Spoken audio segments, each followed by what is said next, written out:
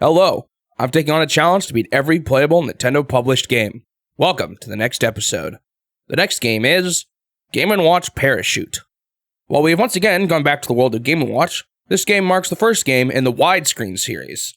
There are a lot more games in this series than the previous two, so buckle yourselves in. We've only just begun with the Game & Watch videos.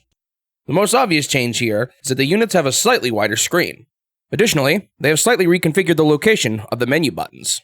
Similar to the Gold series, the lives refresh at 200 points, so my goal for each game will be to reach 200 points in both game modes A and B. In Smash Bros., the second half of Game & Watch's Up Special has featured this move from Ball onwards. In this game, you play as a man in a rowboat trying to rescue an endless amount of people parachuting out of a helicopter. So, what's the story behind this one? I'm not totally sure, but the helicopter doesn't seem to be in any danger, and based on the style of helicopter, I'd guess that we might be playing as soldiers trying to land in enemy territory. We appear to be near the ocean, since there are sharks in the water, and the monkeys in the tree could help us narrow down the exact location. However, this is just a simple video game, so for all I know, it's a completely fictional location, and I am once again looking too far into it. It's kind of impressive how many parachuters can fit in that single helicopter. There's hundreds of them.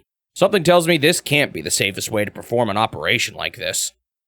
This one shares a lot of similarities with the other timing-based Game & Watch games. There are 3 locations the parachutes can fall to, and you move left and right between these 3 locations to catch them.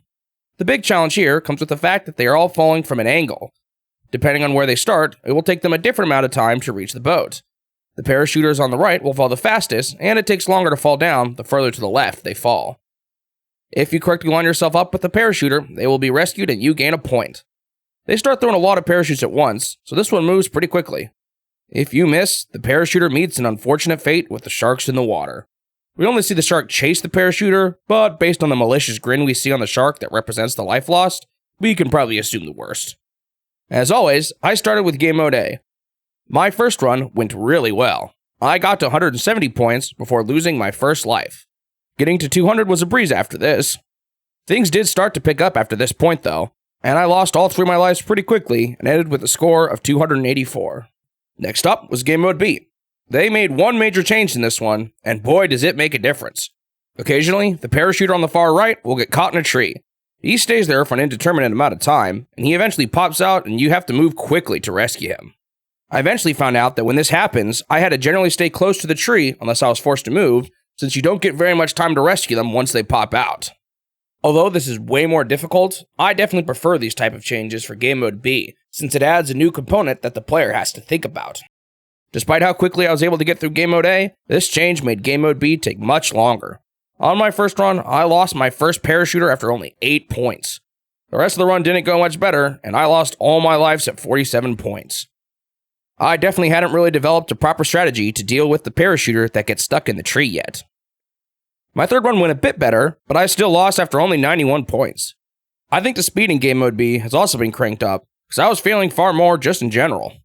Slowly but surely though, I started to get better. On my next run, I got to 139. Finally, after a couple more failed runs, I finally made it to 200 points. I kept going after this, and finally ended with a score of 307 points. With that, the game was complete. On to the review. This one feels on par with a lot of the other Game & Watch games at the time.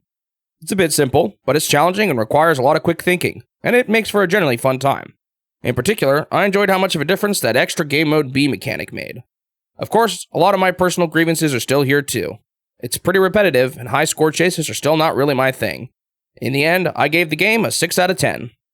Thanks for watching the video. If you want to see more of these in the future, make sure you subscribe to the channel so that you won't miss out on the next one.